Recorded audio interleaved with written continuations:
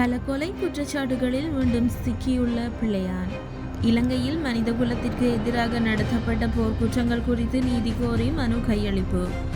விரயமாகும் இறக்குமதி செய்யப்பட்ட உப்பு கடும் நெருக்கடியில் அரசாங்கம். மத்திய கிழக்கு போர்ச்சூழல் இலங்கைக்கு நேரடியான பாதிப்பு. இலங்கையில் பெண்களுக்கு ஏற்பட்டுள்ள மோசமான நிலை எச்சரிக்கும் அதிகாரிகள். டீலுக்குள் தேசிய தலைவரையும் இனப்படுகொலையையும் புதைத்த சாணக்கியன் அர்ஜுனா சாட்டையடி.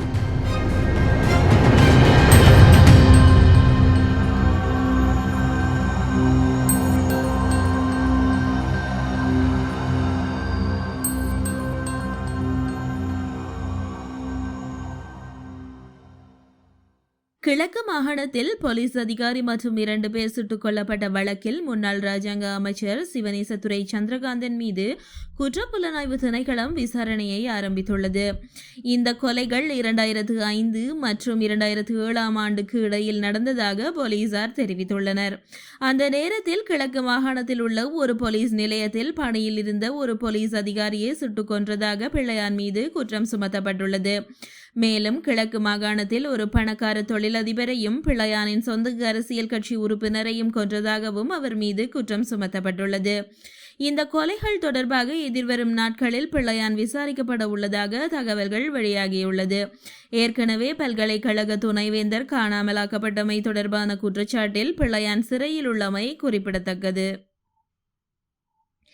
இலங்கையில் இடம்பெற்ற மனித குலத்திற்கு எதிரான போர்க்குற்றங்கள் தொடர்பான பொறுப்புக்கூறல் விவகாரத்தை சர்வதேச குற்றவியல் நீதிமன்றத்திற்கு பாரப்படுத்த நடவடிக்கை எடுக்க வலியுறுத்தி அரசியல் கட்சிகளும் சிவில் அமைப்புகளும் கூட்டாக மனு ஒன்றினை கையளித்துள்ளனர்.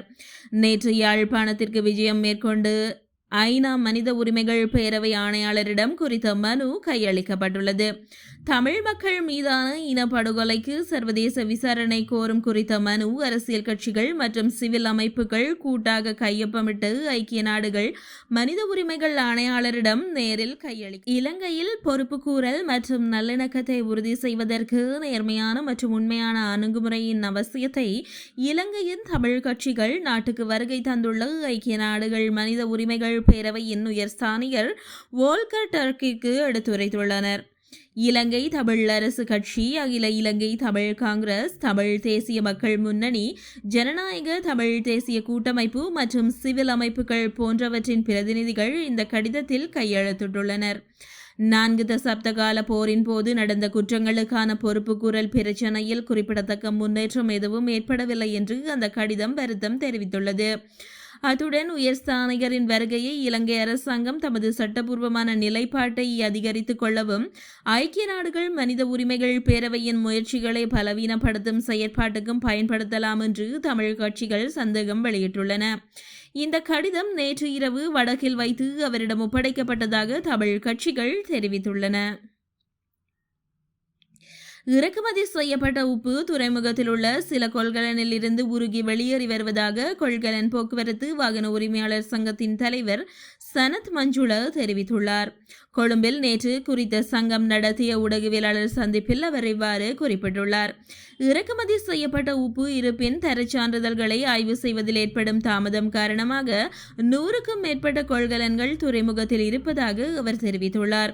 துறைமுகத்தில் இருந்து தினமும் ஒரு குறிப்பிட்ட எண்ணிக்கையிலான உப்பு கொள்கலன் அனுப்பப்படுவதாகவும் உப்பு அதன் தரச் சான்றிதழ் போன்றவற்றை சரிபார்த்த பிறகு சேமிப்பு வளாகங்களுக்கு அனுப்பப்படுவதாகவும் அவர் கூறினார். அதேவேளை கடுமையான வெப்பம் உப்பு உருகுவதற்கு காரணமாக இருக்கலாம் என்று சில கொள்கலன்களில் இருந்து உப்பு உருகி வெளியேறி வருவதாகவும் அவர் தெரிவித்துள்ளார். அத்துடன் உப்பு மட்டுமல்ல, உருளைக்கிழங்கு, வெங்காயம் போன்றவற்றையும் கொண்ட கொள்கலன்களை ஆய்வு செய்வதில் தாமதம் ஏற்பட்டால் அவை விரயமாகும் வாய்ப்பு அதிகம் என்றும் அவர் கூறியுள்ளார். சில உணவுப் பொருட்கள் குளிர்சாதன பெட்டி கொள்கலன்களில் நாட்டிற்கு இறக்குமதி செய்யப்படுவதாகவும் அந்த கொள்கலன்கள் துறைமுக வளாகத்தில் சுமார் 2 நாட்கள் இருக்கும்போது கெட்டுப்போகும் வாய்ப்பு அதிகம் என்றும் சனத் மஞ்சுள தெரிவித்துள்ளார்.